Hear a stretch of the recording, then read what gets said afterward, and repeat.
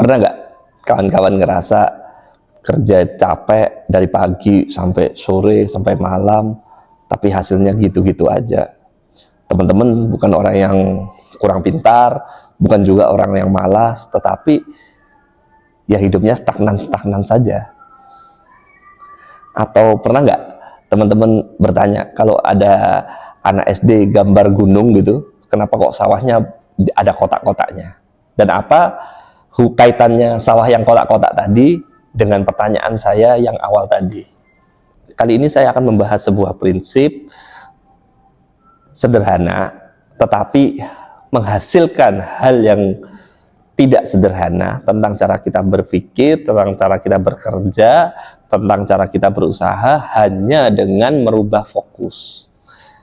Tanpa panjang lebar, prinsip ini adalah prinsip Pareto atau prinsip 80-20. Jadi dulu itu waktu saya masih seorang buruh muda di pabrik, ada sedang genjar-genjarnya untuk melakukan perbaikan kualitas. Alih-alih kita harus membuat produk yang bagus dan bekerja lebih hati-hati sehingga kualitas bagus, kita waktu itu disuruh untuk ngelis apa saja masalah-masalah yang terjadi.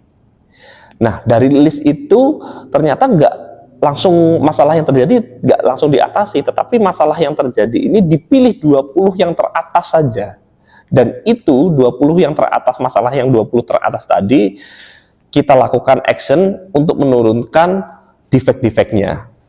Dan benar saja, rupanya 20% masalah tadi menyebabkan 80% kerusakan dari produk. Jadi mewakili 80% dari kerusakan yang ada pada produk. Dari 20% list masalah tadi. Dari dunia yang nyata dan keras itu, saya memahami ya, bahwa nggak semua hal itu nilainya sama. Ada hal-hal yang kalau kita lakukan itu dampaknya akan mewakili hampir keseluruhan dari hasil yang akan didapat. Dan prinsip inilah yang dinamakan dengan prinsip Pareto atau prinsip 80-20. Sebelum kita lanjut, sejarah dari Pareto sendiri dimulai dari akhir abad 18, yaitu adalah seorang ekonom berkebangsaan Italia bernama Bapak Vilfredo Pareto.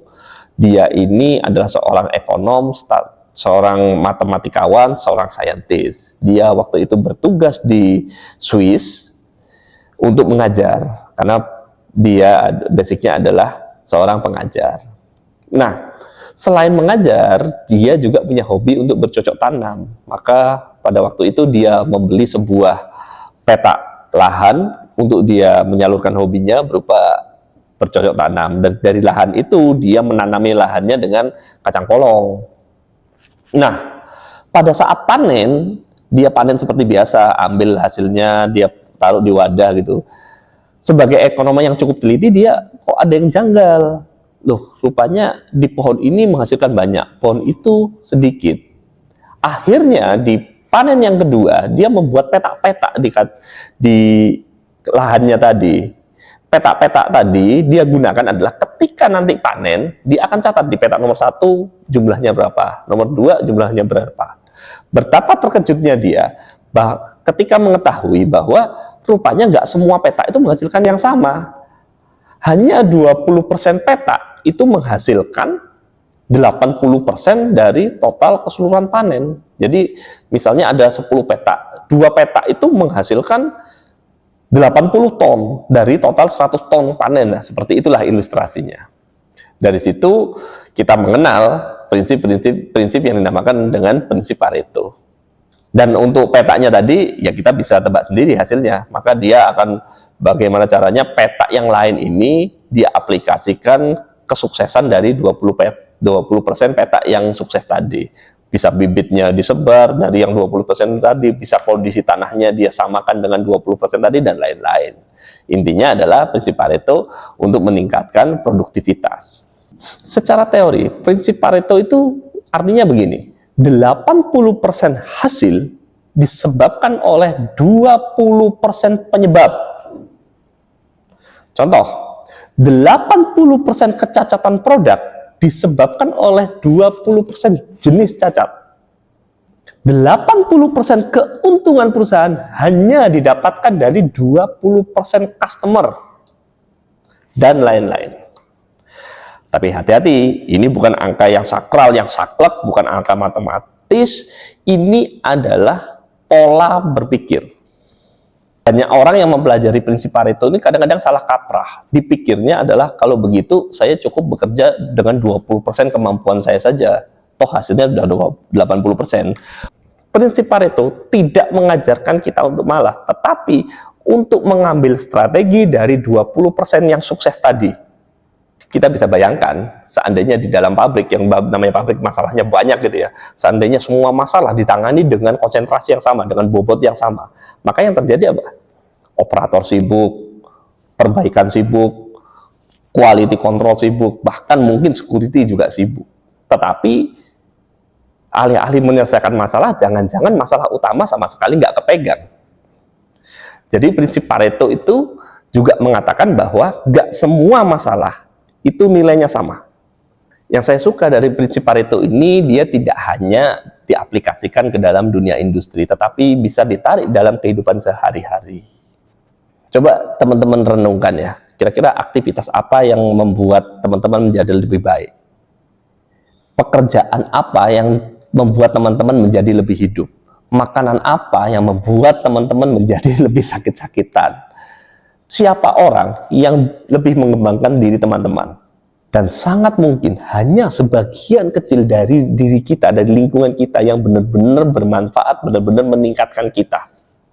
Semua orang pasti ingin kaya, tapi sedikit yang bertanya, aktivitas apa yang mendekatkan kita kepada kebebasan finansial? Prinsip 80-20 memaksa kita untuk berkata jujur. Skill apa yang bernilai? Waktu mana yang paling produktif? Usaha mana yang layak diteruskan dan tidak perlu diteruskan? Ini bukan pertanyaan nyaman, ini adalah pertanyaan yang penting. Hidup kita terbatas, waktu kita terbatas, energi kita juga terbatas. Kalau semua hal dianggap sama, maka hidup akan terasa sibuk, tapi kosong. Prinsip Pareto 80-20 bukan hanya alat untuk menaikkan produktivitas, tetapi adalah alat untuk mencari apa yang berarti untuk hidup kita. Saya membuat video ini bukan karena saya sudah berhasil menemukan yang 20% tadi, tetapi saya ada di posisi sedang mencarinya. Mencari fokus, cari arah, cari hidup yang lebih baik. Kalau kita merasa sibuk tetapi stagnan, jangan-jangan bukan karena kita kurang usaha, tetapi kita belum menemukan 20% yang tadi. Bekerja keras saja nggak cukup, tetapi bekerja pada titik yang tepat, itulah yang penting. Kalau video ini relevan buat kamu, silakan subscribe dan share. Di sini, di channel ini, saya akan membahas kerja, hidup, dan hal-hal yang sederhana dari sudut pandang orang-orang yang biasa saja seperti saya ini, tetapi mungkin bisa menghasilkan hal yang luar biasa. Terima kasih sudah menonton, sampai jumpa di channel selanjutnya.